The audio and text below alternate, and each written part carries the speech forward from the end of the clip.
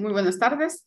Vamos a iniciar el día de hoy con el webinar programado, que es relacionado a la Guía Nacional de Lesiones Precursoras de Cáncer Cervicuterino del Ministerio de Salud. Realmente es la guía para la prevención, diagnóstico y tratamiento de lesiones precursoras de cáncer cervicuterino.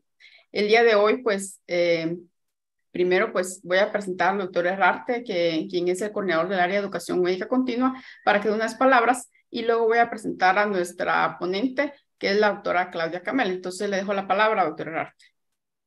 Muchas gracias, doctora Melissa Mejía. Muy buenas tardes, amable concurrencia.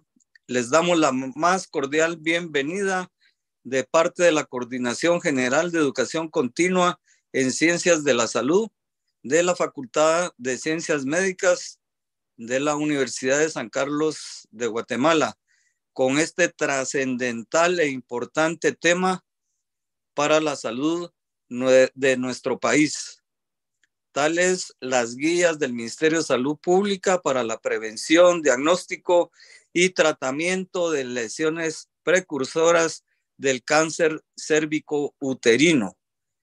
Este es un problema no solo de salud, sino que es un problema social que refleja el estado socioeconómico, cultural y educativo de nuestra nación, con altos índices de morbilidad y mortalidad que son a todas luces prevenibles. Así que les damos desde ya muchos agradecimientos a todos ustedes por su atención, y a la doctora Canel, que también es miembro de la Comisión del Cáncer Cérvico-Uterino de nuestro país y parte del equipo de salud reproductiva. Así que damos por inicio a este importante webinar. Muchas gracias. Gracias, doctora Herrarte, por la bienvenida. Voy a presentar a la doctora Claudia Camel, quien es la ponente para el día de hoy. La doctora Claudia Camel es ginecóloga y obstetra con un diplomado en salud reproductiva y colposcopía, que está acreditada por la Universidad Nacional Autónoma de México y la Coordinación de Estudios Avanzados y Posgrado de Colposcopía. Y tiene estudios avanzados en posgrado de colposcopía y patología del tracto genital inferior de la Ciudad de México. Ha tenido también experiencia docente en la Universidad Francisco Marroquín. Ella también ha sido revisora de artículos de salud reproductiva, tanto para la Organización Mundial de la Salud como para la Organización Panamericana de la Salud y de la Sociedad Americana de Oncología. Es autor y coautora de artículos en revistas relacionadas de HPV y de virología. También estuvo a cargo como gerente médica del proyecto cuando se introdujo lo que fue el tamizaje con pruebas de ADN para VPH en nuestro país para la prevención de cáncer cervicuterino, la detección, en que se tamizaron 110,000 mujeres, que fue realmente un hito para el país, la primera vez que se realizó a nivel de salud pública. Actualmente ella está en el componente de cáncer en relación al Programa Nacional de Salud Reproductiva del Ministerio de Salud Pública. También es representante ante el Consejo Nacional de Prácticas de Inmunización por parte de la Asociación de Ginecología y Obstetricia. También ha obtenido diversos reconocimientos por parte de la Asociación de Ginecología y Obstetricia por su labor en la implementación de estrategias de prevención primaria a través de la vacunación contra VPH. Y como el doctor Herrarte comentaba, pues la doctora tiene una participación activa en el grupo de prevención de cáncer cervicuterino a nivel nacional y es muy reconocida en nuestro país. Entonces, vamos a proyectar y voy a dejar la palabra a la doctora Claudia Camel. Antes, solo recordarles que para obtener su diploma de participación, al final de la conferencia, se les va a generar un Google Form donde deben de llenar sus datos para que puedan recibir su diploma.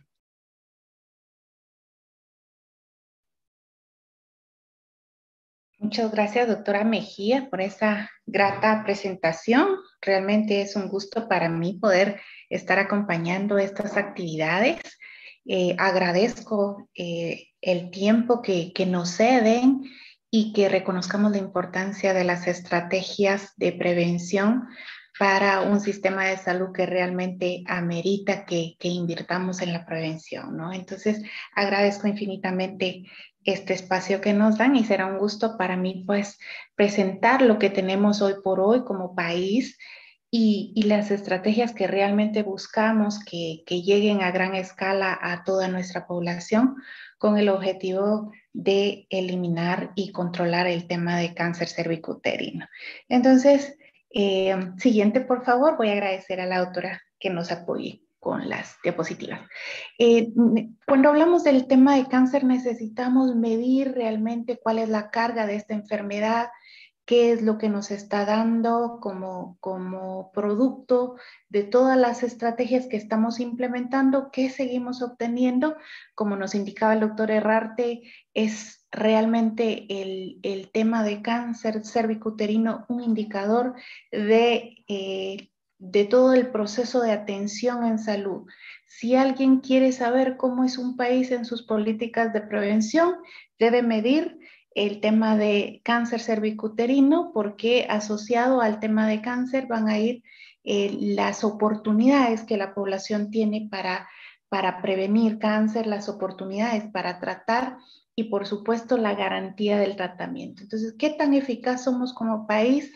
¿Qué tanto acceso hay a las oportunidades de prevención? Pues mirámonos a través del tema de la incidencia y mortalidad de cáncer cervicuterino. Acá en su pantalla ustedes ven los primeros dos tipos de cáncer que son más prevalentes en nuestro país, mama y cáncer de cervix. Ustedes ven que mama en incidencia es un tema aún de mayor preocupación que el mismo cáncer de cervix. Sin embargo, a la hora de medir la mortalidad, sí vemos claramente que los casos de cáncer de cervix, pues, son mayores que los de cáncer de mama, identificando que realmente es la primera causa entonces de muerte de mujeres en Guatemala, lo cual nos da esa sensibilidad para ubicarlo como un tema de prioridad en salud pública. Cuando hablamos de salud pública tenemos que priorizar un tema para resolverlo, y pues el tema de cáncer se puede abordar desde esta perspectiva de salud pública que nos va a dar beneficios a una población completa. Siguiente. Pues los programas de prevención tienen como objetivos principales. Siguiente, por favor. Ustedes van a ver que uno de los objetivos es reducir la incidencia. Otro de los objetivos es, siguiente, reducir la mortalidad. Entonces, todas las acciones van a ir con esta visión, ¿no? Reducir la incidencia, reducir la mortalidad, hacer identificación temprana. Siguiente.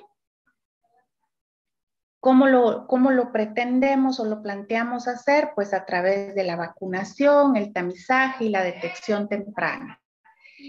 Siguiente, tratamiento. Siguiente, voy a quitar mi pantalla para que nos podamos enfocar. Siguiente. Entonces, cuando hablamos del tema de prevención de cáncer, debemos de identificar realmente que hay una historia natural. Y en este caso, la salud pública pretende intervenir en sus diferentes fases.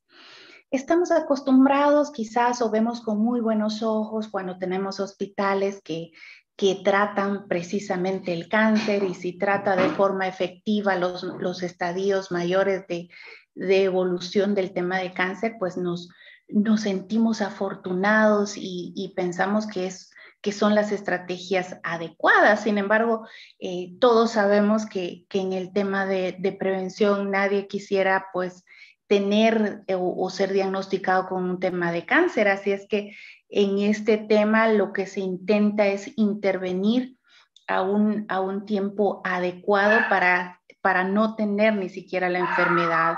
Hablamos entonces que cuando hablamos de estrategias de prevención, hablamos de que ubicamos a una población, la identificamos con la mayor susceptibilidad de padecer una enfermedad y comenzamos a trabajar en estrategias de prevención. En este caso llamamos prevención primaria a esas estrategias donde educamos a la población para que pueda pues tener ese acceso a saber cuáles son los factores de riesgo en el tema de cáncer, qué es lo que aumenta nuestro riesgo, la falta de ejercicios, dietas saludables, hablamos de vacunación. Sin embargo, es bien importante que veamos que cada uno de los pilares de las estrategias de prevención, en este caso prevención primaria, cuando hablamos de trabajar o incidir en la susceptibilidad de una enfermedad, tienen condicionantes para decir que son estrategias poblacionales. Es decir, no queremos que los beneficios vengan a un número limitado de personas, sino queremos a toda una población. Entonces, ustedes ven aquí en estas gráficas cómo realmente el ciclo de evolución de la enfermedad del cáncer sí nos permite hacer intervenciones en diferentes puntos para evitar la muerte, para evitar pues el estado de enfermedad, e incluso ya en estado de enfermedad pues permite hacer intervenciones que permitirían la curación o evitar la cronicidad. Sin embargo, sí es importante que sepamos que la estrategia más costo efectiva identificada hoy por hoy, pues son las estrategias de prevención primaria y secundaria. ¿De qué hablamos cuando hablamos de prevención primaria y secundaria? Siguiente. Pues este es un panorama de intervenciones. Ya ustedes ven aquí que hay acciones específicas para cada una de las prevenciones de las que hablamos en el tema de cáncer. Y es aquí donde la guía, quizás las guías nacionales comienzan a hacer esa promoción y esa educación de que comprendamos el tema de prevención de cáncer como una serie de intervenciones integradas que a la larga evitarían y pues reducirían las tasas de cáncer. Vamos a ver que todas estas acciones se van integrando durante los diferentes ciclos de vida. Vemos la prevención primaria, que según las recomendaciones de OPS y OMS, pues de 9 a 15 años deberíamos de garantizar la información a esta población respecto a los factores de riesgo, respecto al tabaquismo, cómo el inicio de relaciones sexuales hace que haya un mayor riesgo de tener serotipos de BPH, el causante de cáncer, que nos van a promover esa cronicidad de un oncovirus que a la larga, con los años, nos provoca una lesión precancerosa o cancerosa. La promoción entonces de suministro como condones, estas son acciones de prevención primaria. Las acciones de prevención primaria ya se enfocan un poco más a esa población que podría tener la enfermedad ya y que debemos de lanzar esas estrategias que vendrían a hacer la detección temprana para hacer tratamiento. Vale la pena mencionar que el cáncer cervicuterino tiene una etapa de precáncer, la cual nos permite identificar y tratar. Eso es valiosísimo porque nosotros podemos hacer intervenciones que realmente den resultados en esta etapa.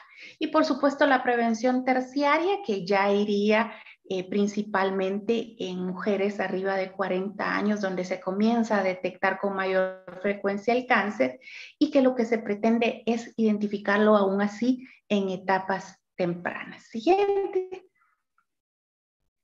Entonces, como decíamos, estos tipos de prevención tienen metas o tienen indicadores que nos van a decir, usted va por el buen camino. No queremos, como dijimos, solo beneficios enfocados a una persona o a las personas que probablemente tienen mejor acceso, que viven cerca de un servicio, de una clínica, que tienen capacidad económica de ir y hacerse un tamizaje. No, las estrategias de prevención deben de tener condicionantes y deben de alcanzar coberturas de una población. Si hablamos de vacunación, tiene que estar vacunado el 90% de la población objetivo. Se hablaba como un primer grupo de población objetivo en la vacunación de niñas.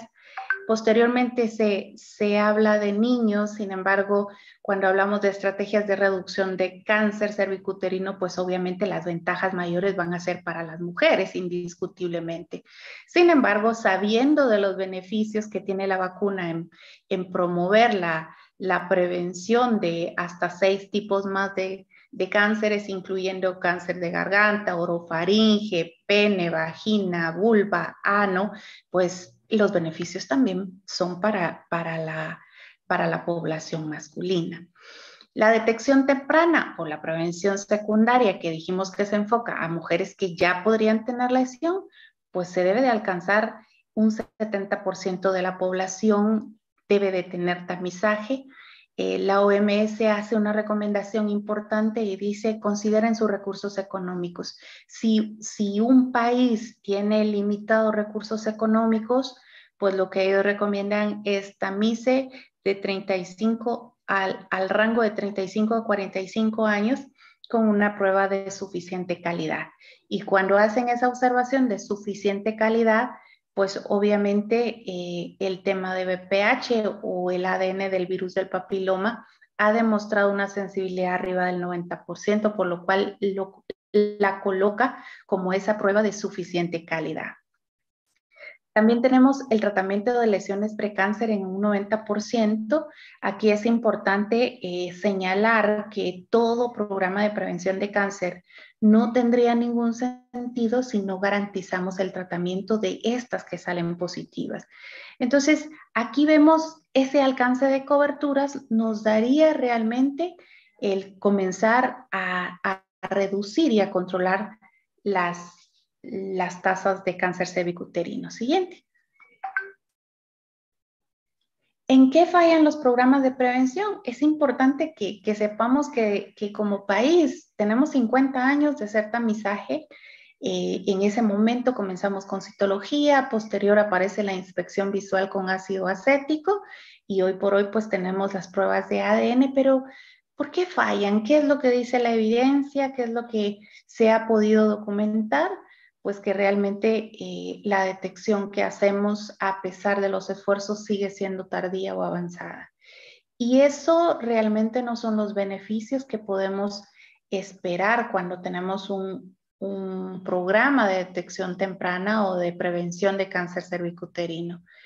La ausencia de un programa de prevención o estrategias costo efectivas. Debemos de tener en mente cuáles son esas estrategias que realmente nos dan resultados, qué es lo que realmente vale la pena hacer una inversión en salud pública. Recordemos que son grandes inversiones y cuáles son los recursos con los que cada país cuenta.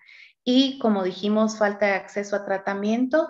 La mayoría de las estrategias que se han planteado no terminan de vincular el tamizaje con el tratamiento. Y esto es peligroso para cualquier programa de prevención, ya que, como dijimos, uno de los estándares que se deben de cumplir, pues es esa garantía de tratamiento a las mujeres que han salido positivas. Siguiente. Elementos entonces a considerar en un programa anual. Aquí vamos a pasarlo varias veces, por favor, doctora, para que veamos que realmente no depende solo de un método. Para hacer prevención de cáncer, no solo debemos de pensar en pruebas de ADN o no solo en prueba de citología o Papa Nicolau, o quizás algunos pensamos no es necesario ADN, Papa Nicolau y también colposcopía y un patólogo y un oncólogo. Va un poco más allá de esto y necesitamos participación comunitaria, una comunicación, una difusión adecuada, infraestructura que soporte todas las acciones que debemos de hacer en el tema de prevención, incluyendo, por supuesto, salarios de personal, personal formado y competente, y tener identificada esa red de servicios que va a dar el soporte a las acciones de tamizaje, de diagnóstico y de tratamiento, pero de una forma comprensible, lógica y que realmente comience a dar resultados para lo que nosotros hemos programado. Siguiente. Cuando hablamos entonces de este plan, no podemos dejar de pensar en que también este mismo plan amerita un equipo de gestión organizado.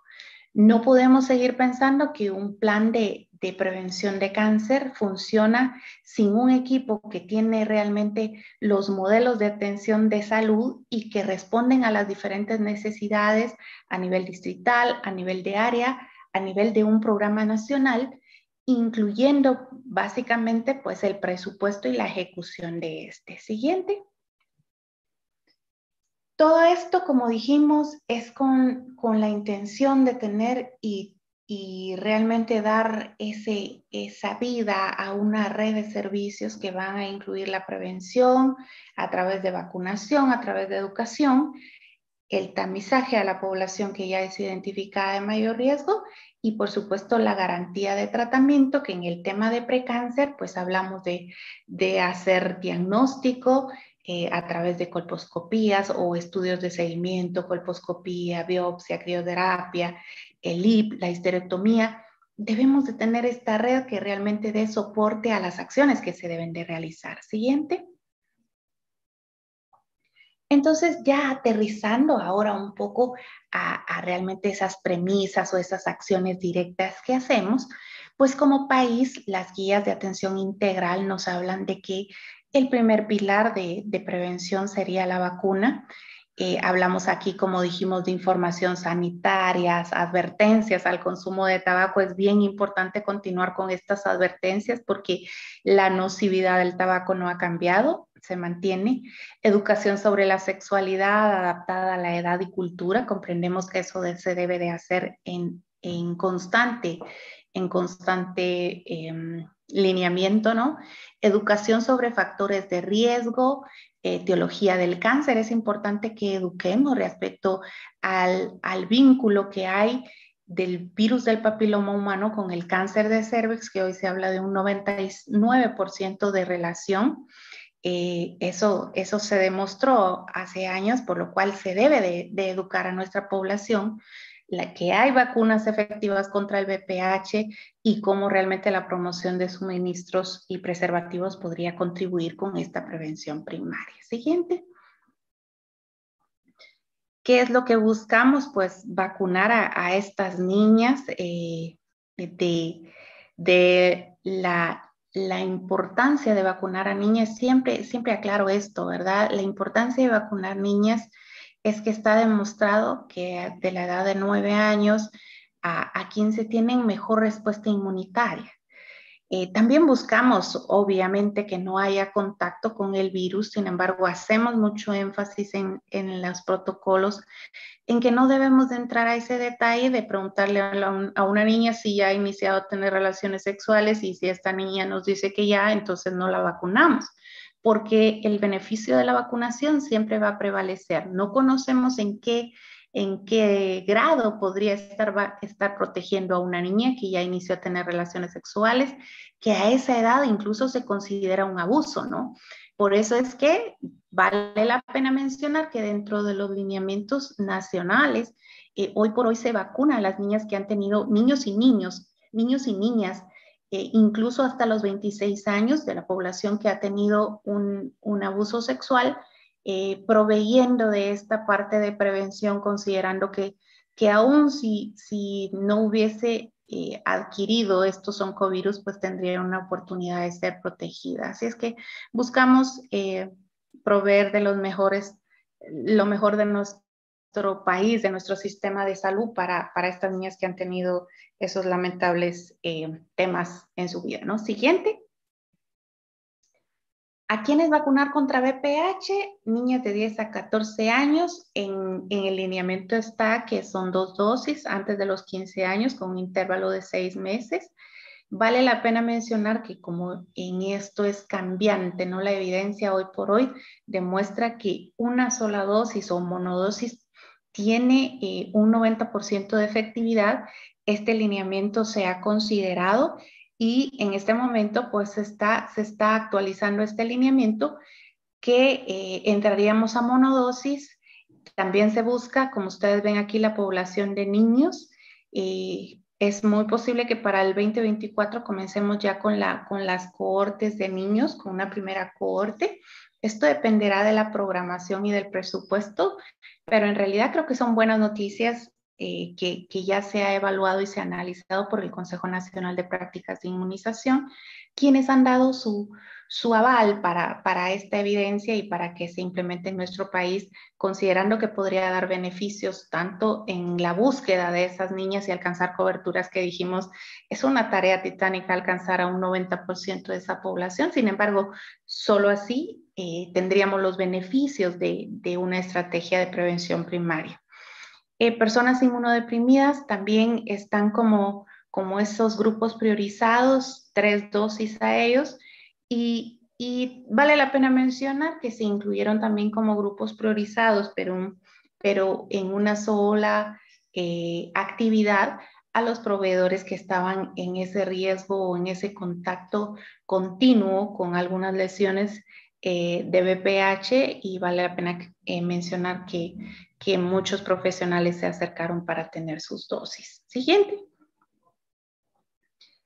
Acá ustedes ven que aparecen las estrategias. Ya dijimos que en realidad el tema de prevención no es únicamente un método, no es únicamente hacer pruebas de tamizaje, es vincularlo con el tratamiento. ¿Y cómo se vincula? ¿Cuál es la mejor forma de vincularlo? Pues el método nos ayuda, ¿no? El método realmente se presta para dar todos los beneficios y decir, a ver, cómo realmente si tamizo con citología podría llegar a garantizar el tratamiento. Y ustedes ven aquí los 3 ejemplos en el algoritmo, en el primero, algoritmo 1 y 4, y se los coloco así porque es así como aparecen en las guías, pues van a ser pruebas basadas en inspección visual con ácido acético y ADN.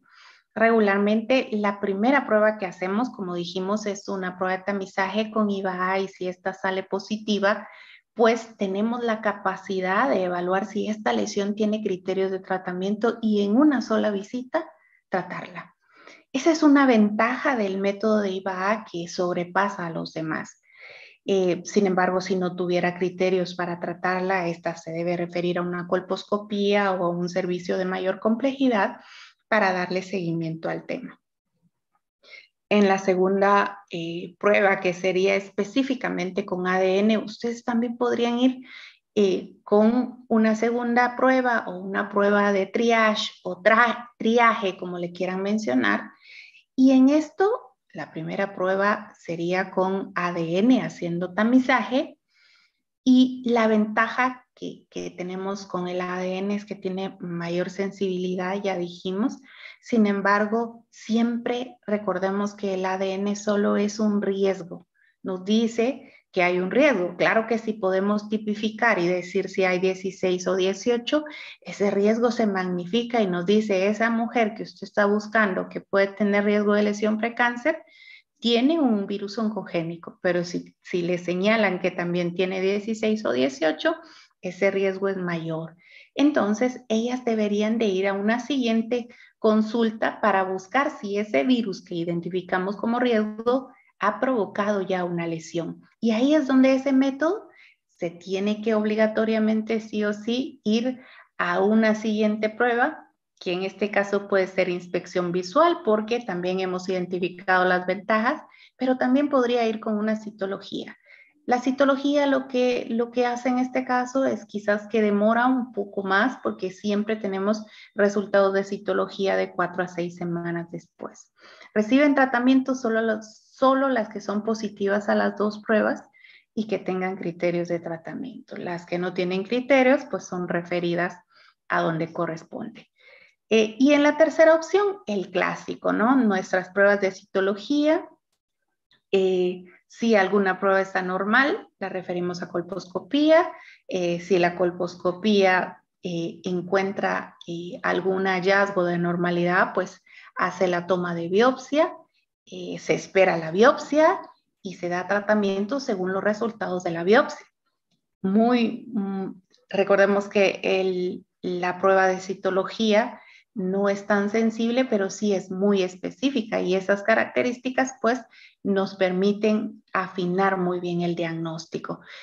No significa que pues nos haga finalmente garantizar el tratamiento. Cuando hacemos las 3 pruebas y medimos quién tiene mayor capacidad de garantizar el tratamiento, pues la inspección visual con tratamiento es la que más nos brinda esa oportunidad, y pues esta estrategia se llama ver y tratar en una misma cita, y esa es la que ha sido más exitosa para garantizar el tratamiento. El ADN se queda en el intermedio, así es que quizás debemos de considerar hacer ese vínculo entre una prueba de alta sensibilidad, pero vincularla con una segunda prueba que sería el triaje para garantizar el tratamiento. Siguiente.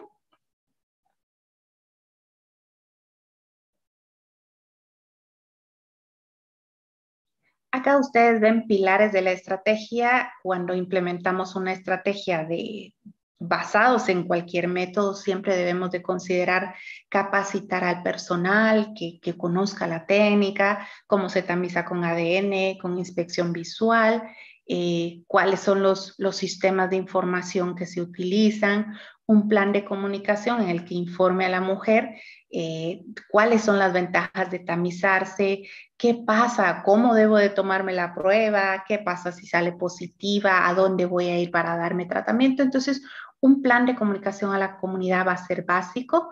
El tamizaje, cómo vamos a realizar el tamizaje ya a nivel de la red, es importantísimo. Dónde vamos a dar tratamiento, qué tipo de tratamiento, si contamos con la tecnología para hacerlo. Y aquí les puse en amarillo, ninguna estrategia que implemente cualquier país debe ser dejada sin monitoreo y esa evaluación. ¿Qué resultados nos da? ¿Qué impacto estamos teniendo? ¿Estamos realmente haciendo acciones que previenen cáncer o pensamos que hacemos acciones que previenen cáncer? Tenemos que demostrar que realmente estamos reduciendo el cáncer cervicuterino. Siguiente. Los mensajes claves, y se los pongo acá porque hablamos siempre de un programa de prevención. Y se los pongo acá, ¿no? El plan masivo organizado poblacional en contraparte con un plan oportunista. ¿Cuál quizás tenemos tendencia a realizar siempre? Es un plan oportunista. Las pacientes acuden a la consulta, llegan a nosotros de repente para vacunar a su niño, pero como ven que estamos haciendo pruebas de PAP, se quedan y se hacen un PAP. O de repente hacemos una jornada, llegan y se la hacen. Y este programa alcanza escasa cobertura. ¿Por qué? Pues solo vamos a tener a las que demanden el servicio. Pero un plan masivo, organizado, poblacional, es el que busca a sus mujeres que tienen población objetivo. Dice, yo voy a buscar a las mujeres de 25 a 54 años que podrían estar en mayor riesgo. Voy a hacer un plan para invitarlas. Voy a hacer un plan para programar qué cantidad de mujeres tengo que hacer mensualmente, semanalmente, anualmente, hasta alcanzar la cobertura de 3 a 5 años. Y voy a hacer acciones desarrolladas en todo este tiempo. ¿Qué es lo que preferimos entonces? Siempre un plan organizado que vaya en dirección a la población completa es lo que buscamos de un plan de prevención. Siguiente. Siguiente. Toda actividad de tamizaje, entonces, todos nuestros esfuerzos que hagamos para hacer detección temprana de cáncer tiene que tener una enfermedad adecuada, un tamizaje adecuado y un programa de tamizaje adecuado. Es lo que hemos tratado en esta tarde de que comprendamos, ¿no? Tenemos la enfermedad que se presta para hacer detección, tenemos pruebas adecuadas, ADN, inspección visual, incluso la citología, que detectan adecuadamente el mayor riesgo o la enfermedad temprana, pero tenemos un programa adecuado, el programa se adapta a las necesidades de nuestra población. Eso es lo que debemos de buscar como condicionantes. De lo contrario, el plan de detección temprana no da los resultados que buscamos. Siguiente. Y ya para hablar de los métodos de detección, pues en Guatemala está normado 3 métodos actualmente, la citología, el ADN y el IVA. Y ustedes ven que hay grupos específicos dirigidos, por ejemplo, la citología decimos que solo podemos brindar a mujeres de 25 a 54 años.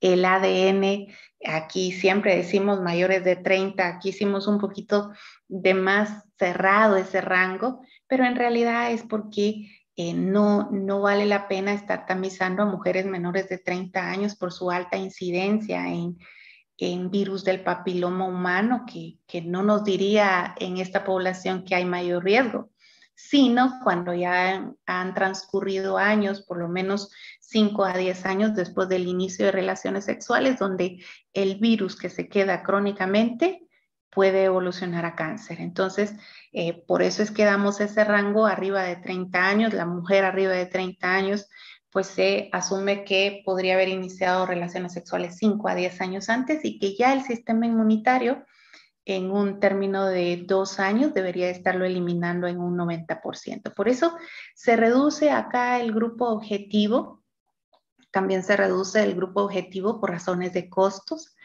y la inspección visual, pues que se hace una aclaración que en menores de 50 años, ya que en mujeres posmenopáusicas, pues la inspección visual no tiene los mejores resultados y por eso se hace ese señalamiento. Sin embargo, en los servicios, pues prevalece la oportunidad de ofertar el método que tengamos disponible, haciendo la diferencia que es mejor realizar pruebas para detección que pues dejarlas sin un método. Siguiente. Aquí la secuencia de acciones, ya dijimos, vamos a tamizar, pero no es suficiente tamizar. Hay que seguir a esas mujeres que salieron positivas, son nuestro valor más importante del tamizaje. Tenemos que tener los criterios de tratamiento bien establecidos, fortalecidos en el tratamiento que vamos a realizar y la referencia oportuna. Siguiente. Entonces, hay diferentes tipos de seguimientos o alternativas de seguimiento. Solo a una mirada rápida ustedes pueden ver cómo el algoritmo de BPH pues se simplifica, el de IVA aún más, ¿verdad? Sin embargo, la citología sí requiere varios pasos y es lo que vamos a ver ahora. Siguiente. La prevención secundaria o el tamizaje, el screening, todas las pruebas de detección temprana, pues en nuestro país se dirigen a mujeres de 25 a 54 años que han iniciado vida sexual activa. Dijimos que la meta es alcanzar el 70% de esta población. Las pruebas de tamizaje se deben de hacer cada 3 años. No sirve de nada hacer pruebas de tamizaje anuales o bianuales, dado que la capacidad de detección aumenta levemente, pero sí los costos se incrementan. Entonces, eso lo tenemos que tener presente. Sí ver la ventaja de que con ADN esta periodicidad de tamizaje se aumenta hasta 5 años, por eso es que ahí ya vamos identificando costo-efectividad de los métodos. Siguiente. El tamizaje con pruebas de ADN pues tienen mayor sensibilidad, como dijimos. El tamizaje con ADN lo que ha permitido en Guatemala es evidenciar una oportunidad de mejora de todo el sistema, ya que busca garantizar realmente que haya una mejora en el sistema de información, en la capacidad de tratamiento, y vale la pena mencionar que sí ha traído mejores resultados como implementación de un programa, ¿no? Siguiente. ¿Cómo se puede ofertar el ADN? Pues ustedes ven aquí que a las mujeres a partir de los 30 años, si el resultado es negativo, se vuelve a tamizar a los 5 años. Puede hacerse en modalidad de autotoma y esta es una ventaja del método nuevamente que acerca los servicios o que da la oportunidad de, como dijimos, de llegar hasta las poblaciones más lejanas, aún con sus conceptos o ideas acerca de no tener un examen ginecológico. Creo que podemos abordar esas barreras culturales cuando ofrecemos la modalidad autotoma. ¿Baja la sensibilidad del método autotoma? Sí baja. Sin embargo, estimamos que son 5 puntos lo que baja y aún es superior a cualquier otro método la sensibilidad aún haciéndolo en autotoma. Siguiente. Puntos fuertes entonces de las pruebas de ADN: tienen alta sensibilidad, son aceptadas en la comunidad, tienen ventajas porque se puede hacer una autotoma, las limitaciones son sus costos y sus mecanismos de adquisición, que tienen fechas de vencimiento y para los que trabajamos en el sistema de salud, eso nos da mucha preocupación, ¿no? Necesidades también de visitas múltiples, Así es, entonces debemos de ir buscando cómo generamos esa capacidad del sistema para resolver esas visitas múltiples, quizás a nivel más local. Siguiente. Estas son instrucciones para dar a las mujeres de cómo hacer una toma o autotoma, ¿no? A la par ustedes van a ver también las instrucciones que se le dan al proveedor cuando él necesita o considera a la mujer que quiere que un proveedor haga la toma, ¿no? Pero sí vale la pena mencionar que perdemos recursos cuando decimos, a ver, no, mejor se la voy a tomar yo porque va a aumentar 5 puntos la sensibilidad, pero también estamos tomando en cuenta que esto va a tomar tiempo de un proveedor calificado, recursos, y esto sí hace que la prueba tenga un mayor costo para salud pública. Así es que considero que la prueba de ADN debería ser aprovechada en sus mejores beneficios, ofertándole a las mujeres que realmente tienen limitaciones para hacerse un examen ginecológico y que no quieren. Siguiente. Interpretación de los resultados, pues el ADN ya dijimos, si es positivo hay un alto riesgo de que haya una lesión. En este caso se recomienda que hagamos la entrega de resultados personalmente y si está negativo que no existe infección y repetimos en 5 años, ¿verdad? Aquí solamente se busca garantizar antes de hacer la prueba que la mujer tome parte en su autocuidado y que comprenda la importancia de regresar por los resultados. Sin embargo, si no regresan, pues tenemos sus resultados en su expediente, pero a las mujeres que están positivas sí es obligatorio hacer una búsqueda activa. Siguiente. Aquí ustedes ven el algoritmo de pruebas de ADN. Si es positiva, nosotros la citamos para una siguiente cita en la cual se va a hacer una prueba de triaje, como dijimos, de triaje, con inspección visual con ácido acético de preferencia. Si esta tiene criterios para tratar, se le da tratamiento con termoablación, que es una de las alternativas, o crioterapia. Si no tuviese criterios para dar un tratamiento ablativo, se le da tratamiento con LIP, ¿verdad? El seguimiento después de ya tratada se hace al año y si hay sospecha de cáncer, en este caso, pues ya sabemos esas lesiones en forma de coliflor, exofíticas, sangrantes, se derivan para un diagnóstico y tratamiento apropiado. Siguiente. También la prueba de BPH, pues tiene dos oportunidades, ¿no? De que hagamos una prueba y tratemos a todas las mujeres que salgan con una prueba positiva de ADN o que tratemos solo a las que tienen lesión. En este caso, pues creo que en esto las guías han sido un poco más abiertas en no normar específicamente que tratemos a todas las que tengan ADN positivo, sino que lo hemos dejado abierto a puede tratar la que tenga ADN positivo y tiene criterios de tratamiento, pero si usted considera que esta mujer tiene mucho riesgo de no volver, sabemos pacientes que de repente llegaron, pero casi que se están despidiendo del sistema, diciendo, mire, después de esto me voy a trabajar a otro lado, no sé si voy a reconsultar, no sé si voy a poder regresar. En ellas deberíamos de garantizar el tratamiento incluso solo con una prueba de alto riesgo de lesión o de hacer lesión en años. Creo que ahí se queda abierto los lineamientos para considerar que es mejor tratar a una paciente y no esperar que en 5 o 10 años pues ella evolucione hacia una lesión cancerosa. Siguiente. Aquí las pruebas de BPH también se prestan a que si el servicio tiene colposcopía podamos ir a esa línea de diagnóstico mucho más fino, pero que amerita más inversión de recursos. Y por supuesto necesita garantizar que tenemos personal competente para hacer colposcopía en todos los niveles. Entonces, acá creo que el menos utilizado, aunque los servicios como las unidades de atención integral se apegan un poco más a esto porque tienen especialistas, creemos que este posiblemente sea el algoritmo al que menos se adhieren las mujeres. Siguiente. Aquí también vemos el nuevo algoritmo, les podría decir, porque actualmente Guatemala está utilizando a través del normativo del proyecto Success una prueba que nos brinda la oportunidad de tipificar y eso nos habla de mayor riesgo.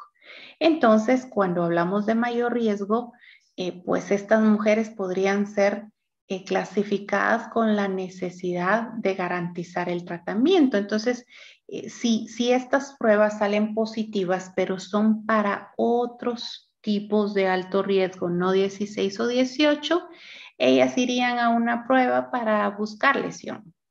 Sin embargo, si son identificadas como el tipo o el serotipo 16 y 18, ellas tienen que tener tratamiento. La necesidad es debido a que estamos teniendo otra prueba. O sea, aquí tenemos la prueba de oncovirus positivo, pero también ya nos están diciendo es el que más causa cáncer. Así es que con esa segunda prueba, pues deberíamos de tener ese fundamento para garantizar el tratamiento. Siguiente.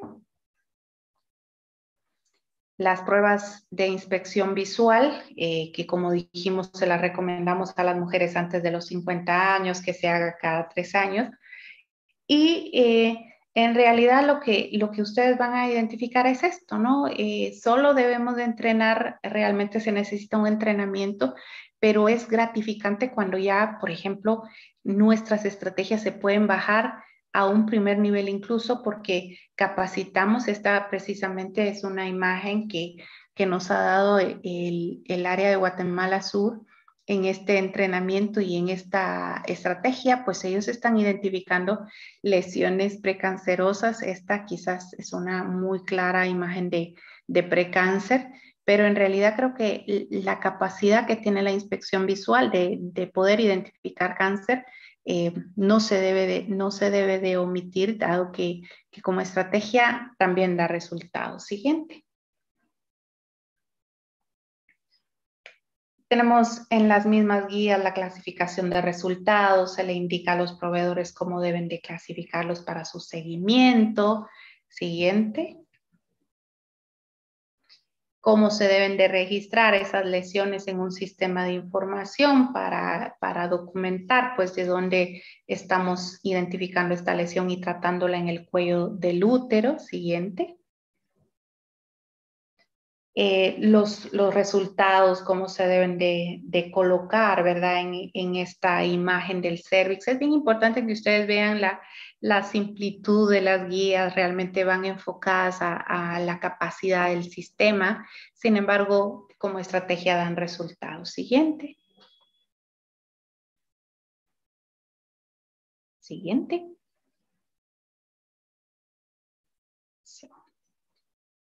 También, pues, las guías hablan de cómo las lesiones que se identifican en diferentes posiciones y que tienen diferentes características, pues también van a tener esas clasificaciones de negativo o positivo y se entrena al personal en estas características de las lesiones acetoblancas. Siguiente.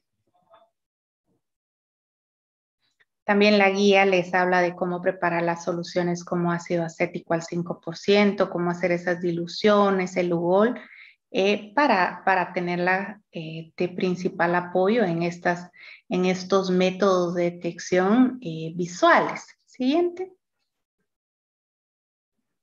Nuevamente ustedes ven el método de tamizaje con inspección visual con Lugol, cómo identifica esas lesiones. Es a una inspección simple, el principio fisiopatológico en el caso de la inspección visual con Lugol es que el epitelio escamoso metaplásico contiene abundante glucógeno y hace que las lesiones precursoras de cáncer y cáncer tienen escaso o ningún glucógeno. Entonces, en realidad cuando tenemos lesiones que no captan el Lugol, pues podríamos considerar que acá hay una lesión que podría ser considerada como precáncer. Siguiente. Las zonas del epitelio metaplásico escamoso, pues ya dijimos esto, no se van a teñir. Esa es la diferencia con el tejido sano, ¿no? Que ustedes lo vieron completamente marrón acá en estas imágenes. Siguiente. Nuevamente, el enfoque de IVA-A es simple. IVA-A se puede ligar con el tratamiento. Sin embargo, si hay sospecha de cáncer, se debe derivar. Siguiente. Los puntos fuertes de los métodos visuales es que detectan cambios precancerosos, es obvio. Podemos hacer el enfoque de visita única, la veo hoy, la trato hoy. Tienen bajo costo. Cuando hicimos alguna estimación del costo de una inspección visual, nos daba un dato como de 4.50 quetzales, ¿no? Comparado con una prueba de ADN, pues tiene muy bajo costo. Limitaciones, siempre es dependiente del entrenador, subjetiva, necesidades de control de calidad, porque a pesar de que es dependiente del proveedor, sí se puede controlar la calidad, así es que eso le sigue dando ese plus. Y supervisión y vigilancia sistemática es lo que requiere este método, ¿no? Siguiente. En el tema de Papa Nicolau, pues las guías mencionan cómo se hace una toma correcta, se hacen algunas recomendaciones como no tener sangrado menstrual, no haber tenido relaciones sexuales o medicamentos por 24 horas antes de tomar la prueba. En el puerperio realizarlo 8 semanas después del parto. Son recomendaciones para mejorar el extendido. Siguiente. También se dan esas recomendaciones de cómo hacer una mejor fijación y cómo podríamos tener una mejor extendido para su lectura. Sin embargo, estamos conscientes de las limitaciones del método. Es un método que servía excelentemente hace 50 años, ¿no? Hoy por hoy tenemos mejores tecnologías, así es que creemos que debemos de avanzar también y considerar que las nuevas tecnologías, las mujeres o la población guatemalteca, mejor dicho, tiene ese derecho a las nuevas tecnologías y a esa oportunidad de mejora para su salud. Siguiente.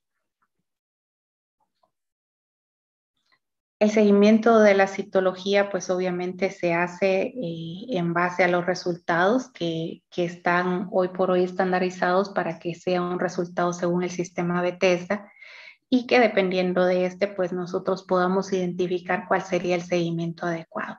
Un poco más complejo, quizás a nuestro nivel siempre hay dudas del seguimiento adecuado de la citología.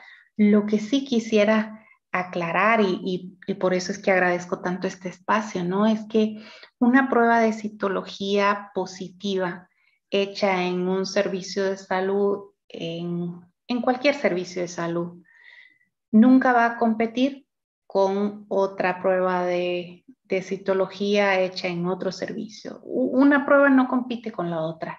Siempre me encanta decir que Papa Nicolau no mata a Papa Nicolau, porque si una no sale positiva y otra negativa, no es que la que hicimos por segunda vez que nos salió negativa, esta tenía razón porque esa la hice yo. No, cualquier prueba que salga positiva es suficiente razón para iniciar una investigación de una paciente hasta llegar a su diagnóstico final y recibir el tratamiento adecuado. Entonces, una prueba de citología que tenga un resultado normal debe de ser investigada, ¿verdad? Y una prueba de citología, pues no puede ser anulada con una prueba de colposcopía. Cuando una prueba de citología es anormal y la colposcopía está normal, hay una disociación de diagnóstico citocolposcópico y no se debe dejar pasar por alto. O sea, eso se debe de investigar y se debe de continuar hasta finalizar el diagnóstico. Siguiente. Las limitaciones de los métodos que ya hablamos, creo que ya hablamos de dos. Me gustaría hacer el énfasis en la citología, requiere múltiples pasos. Extraer la prueba, fijar, conservar, entregar con seguridad al laboratorio, registrarla adecuadamente, interpretarla. Hay muchos pasos y entre más pasos tengamos para un método más oportunidades de error. Eso debemos de tenerlo como una limitación, como punto fuerte. Es que la citología de base líquida tiene algunas ventajas. Sin embargo, los datos científicos tampoco demuestran que sea superior, ¿no? Entonces, creo que la inversión para el tema de mejorar el método de citología hay que analizarlo desde diferentes puntos porque quizás no podamos obtener más rendimiento de la citología como ya lo ha demostrado la región latinoamericana, donde invierte o invirtió múltiples recursos para capacitar a su personal, para mejorar todas las oportunidades que tenía en citología. Sin embargo, al medirlo después de realizar todas estas acciones con citologías realizadas en Canadá, Estados Unidos, el Reino Unido, pues se dan cuenta que la tendencia o el estándar se mantiene estimadamente por un 50% de sensibilidad. Siguiente. El resumen de métodos. Acá tenemos nuevamente las edades. El tamizaje debe ser cada 3 años cuando hablamos de citología o IVA y cada 5 años en ADN. La toma por el proveedor, la toma autotoma solo está disponible para el ADN. Siguiente. Pues ya casi terminando, los métodos de tratamiento de lesiones precáncer pues son básicos. Siguiente. Ustedes van a ver aquí que en realidad el pilar más importante son los tratamientos ablativos, que incluye la crioterapia y la termoablación. Le sigue los tratamientos excisionales con el IP, menos frecuente el láser y el CO2. Todos tienen sus aplicaciones, por supuesto, pero estas son las oportunidades que tenemos de hacer tratamiento. Siguiente. Aquí ustedes solo ven el equipo que ya está disponible en Guatemala para hacer este tipo de tratamientos y que creo que ha sido un logro del sistema, pues ya poder bajar mucho de este equipo a los puestos de salud incluso. Siguiente. Los criterios de tratamiento ablativo o destructivo, ustedes van a ver que se vea completamente la zona de transformación, que haya ausencia de patología glandular o sospecha de cáncer y que la sonda con el mayor diámetro cubra toda la lesión. Esas son condicionantes para dar tratamiento. Si no cumplimos estos criterios, no es posible el tratamiento. Siguiente. Como dijimos, la concordancia es bien importante. Que lo que estamos identificando sea lo que cualquier estudio posterior demuestre. Siguiente. Siguiente. Ya dijimos, estos son algunos mecanismos por los cuales el tejido es destruido con la crioterapia. Bien importante que esos fundamentos existen y que el 10% de las mujeres tratadas presentará una lesión persistente en seguimiento. ¿Verdad? Los tratamientos en el 85% podrían ser suficientes, pero siempre en mente que todos los tratamientos ablativos hay un porcentaje de mujeres que va a persistir con la lesión. Siguiente. La termoablación es uno de los métodos para hacer ablación térmica, destrucción tisular. Ustedes ahí lo están viendo en un tejido de podio porque hacemos prácticas para entrenar al personal.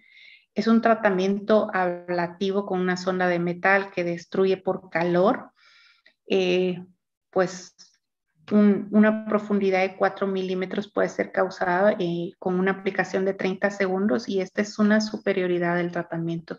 Si antes nos hacíamos 10 o 15 minutos haciendo una crioterapia, con esto tenemos la capacidad de dar tratamiento en 45 segundos. Y eso es una ventaja de la tecnología, ¿no? Siguiente. También las guías incluyen algunas indicaciones de CONOLIP, se las traje porque me parece importante que conozcamos que a pesar de que el tratamiento con LIP no es específico para el primer y segundo nivel, sí debemos de conocer esas indicaciones de LIP. Si hay discrepancia, como les dije, citocolposcópica o incluso patológica, se debe de hacer una biopsia tipo cono, porque esta nos ayudaría a dilucidar realmente cuál es el diagnóstico. El legrado endocervical es positivo a una displasia de células escamosas, también es indicación de LIP.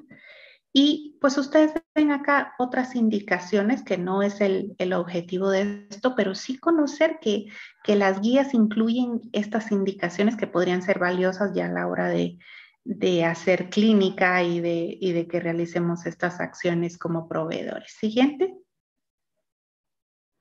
También cuando no hacer un LIP, ¿verdad? Sospechas colposcópicas de displasia glandular o cáncer invasor, que la lesión sea extensa y que no podamos ver el ápice, embarazo, trastornos hemorrágicos, defectos anatómicos, infecciones, mujeres con marcapasos. Se los quise traer porque muchas veces estamos en un momento solos y pues adquirimos cierto tipo de competencia y debemos de recordar esto también como criterios de exclusión para hacer tratamiento excisional. Siguiente. Como dijimos, no es solo el método, no es solo la cobertura, debemos de ver qué es lo que estamos alcanzando y cuál es nuestro objetivo. En este caso, siguiente, vemos que nuestro objetivo es reducir la incidencia y la mortalidad. Hacemos un estimado para el 2021, tenemos 1.500 casos según Globocan. Buscamos que para el 2030 haya una reducción en la incidencia, pero también en la mortalidad, que comencemos a detectar más tempranamente. Esto es lo que hoy se ha planteado como objetivo y como un objetivo que está siendo planteado en un plan estratégico que se elabora actualmente. Siguiente. 1/3 de esta mortalidad es lo que debemos de reducir. Siguiente.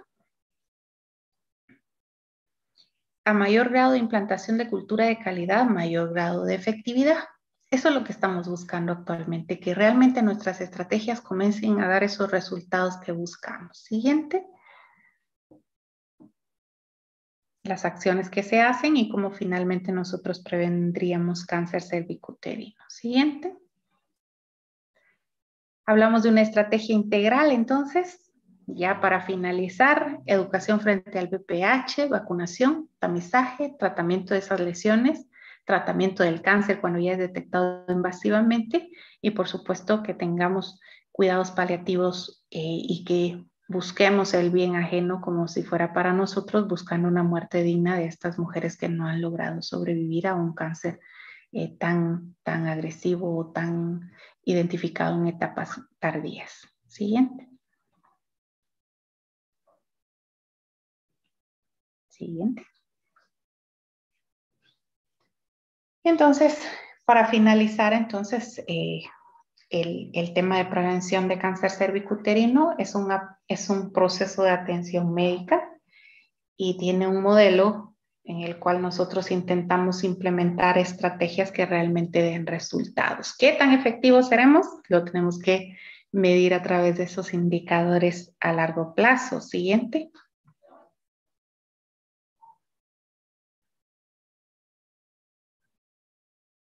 Siguiente. Estos son los indicadores básicos para medir nuestro programa de tamizaje. La cobertura, ya dijimos que tanto estamos tamizando a estas mujeres. Los indicadores de desempeño, qué nos están diciendo las pruebas, qué tantas pruebas positivas nos están saliendo, qué tanta cobertura estamos teniendo a esos casos que salieron positivos y por supuesto finalmente el tratamiento que hemos estado dando a ellos y finalmente ver ya en nuestras estadísticas que el tema de cáncer comienza a disminuir. Ustedes ven ahí importante la gráfica, cómo vinculó el tamizaje y el tratamiento. Esa va a ser la efectividad. Si yo puedo demostrar esto, quizás en años podré demostrar a través de mi indicador de impacto que realmente estoy disminuyendo las tasas de cáncer. Siguiente. Y bueno, yo creo que estamos terminando el tema, es amplio el tema, ¿no? Sin embargo, tratamos de abordar todo el contenido de la guía y de alguna forma dar a conocer los detalles que esto incluye. Bueno, muchas gracias, doctora Camel, por su excelente conferencia. Realmente, pues, muy agradecidos que nos haya acompañado el día de hoy para presentarnos esta excelente conferencia y actualizarnos también de cómo el Ministerio de Salud ha liderado este tema y también a través del Grupo Técnico Prevención de Cáncer Cervicuterino. Tenemos algunas preguntas ya por la hora, pues vamos a hacer 2 preguntas de las que nos han enviado. Y primero, pues, comentarles a todos los participantes en este webinar que van a tener el enlace para que ustedes puedan llenar un Google Form y de ahí automáticamente obtendrán el diploma de participación en esta conferencia. Hay una pregunta y también los participantes nos escriben acá que excelente conferencia, doctora, y que pues la felicitan. Y la primera pregunta es, ¿cómo considera usted o si considera que hay utilidad en administrar la vacuna a pacientes que ya han presentado lesiones por VPH? Siempre hay un beneficio. Exactamente no podríamos medir qué beneficio hay individualmente para cada mujer, porque tendríamos que saber si realmente ha tenido contacto con algún oncovirus. Así es que podríamos decir que siempre hay un beneficio. Sin embargo, como estrategia de salud pública, esto sí debe ser evaluado de una forma más específica, ya que tendríamos que considerar que el beneficio sería mejor a estas mujeres en hacer tamizaje o detección temprana y no vacunación, porque podríamos estar confundiendo y estar considerando que falsamente estamos protegidas cuando posiblemente ya hemos adquirido un oncovirus. Entonces creo que si ubicamos los mejores beneficios de las estrategias a una mujer que ha iniciado a tener relaciones sexuales, la mejor estrategia es hacer pruebas de detección temprana. Muchas gracias, doctora. Y la siguiente pregunta nos dicen, sabemos que lamentablemente ocurren casos de abuso sexual o violación en menores de 10 años. Entonces, ¿cuál es su opinión en relación a qué examen debería de realizarse y a qué edad en este tipo de pacientes? Sí, es realmente cuando existe un tipo de abuso, pues no está recomendado comenzar a tamizar, porque ya dijimos que la evolución del ciclo natural de la enfermedad o a la aparición de lesiones podría tomar de 5 a 10 años. Así es que lo recomendable es que a esta niña pues se le eduque a la familia, ¿no? En que haya un mayor riesgo, pero sí deberíamos de esperar a que esta niña tenga una edad prudencial para indicarle o recomendarle su primer tamizaje para hacer una detección temprana de cáncer. No es recomendable entonces, por ejemplo, comenzar a tamizar a niñas. Bueno, ella fue abusada hace 3 años y ahora tiene 13 años y la voy a comenzar a tamizar rutinariamente. No, porque en realidad no tenemos certeza de que todas las mujeres vayan a evolucionar a una lesión precáncer.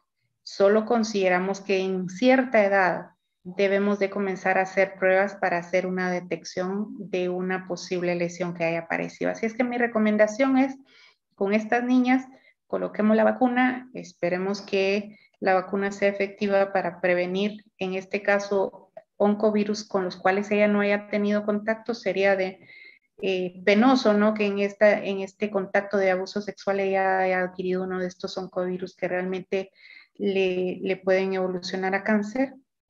Pero recordemos siempre que no solamente es el oncovirus, sino que es un ambiente de inmunidad que no responde, la que se confabula, diría, para que aparezca realmente un caso de cáncer. Entonces, no es solo el oncovirus, por lo cual creo que la vacuna siempre va a estar bien recomendada para esta población que podríamos en algún aspecto mejorar su salud. Excelente, doctora. Muchas gracias por responder las preguntas. Entonces, vamos a finalizar ya el webinar presentando lo que es el diploma que le vamos a entregar a usted como conferencista. El diploma dice así: Universidad de San Carlos de Guatemala, Facultad de Ciencias Médicas, Escuela de Estudios de Posgrado de Educación Continua. Otorga el presente reconocimiento a doctora Claudia Camel por dictar el webinar Guía Nacional del Ministerio de Salud Pública y Asistencia Social para la Prevención, Diagnóstico y Tratamiento de Lesiones Precursoras de Cáncer Cervicuterino. Evento transmitido a través del canal de YouTube MediaMed, dirigido a la comunidad de Facultad de Ciencias Médicas con una duración de 1 hora. Ir y enseñar a todos, Guatemala, 19 de abril de 2023. Este diploma está firmado por nuestro director de la Escuela de Estudios de Posgrado de la Facultad de Ciencias Médicas de la Universidad de San Carlos, el doctor Carlos Humberto Escobar Juárez, por el coordinador general del área de educación continua, el doctor Edgar Arrarte, que nos acompaña el día de hoy y dio la bienvenida a este webinar, y por mi persona, la doctora Aura Melissa Mejía, que soy docente del área de educación continua. Agradecemos a todos por su participación y les deseamos feliz noche a cada uno. Muchísimas gracias por la invitación y feliz noche a todos.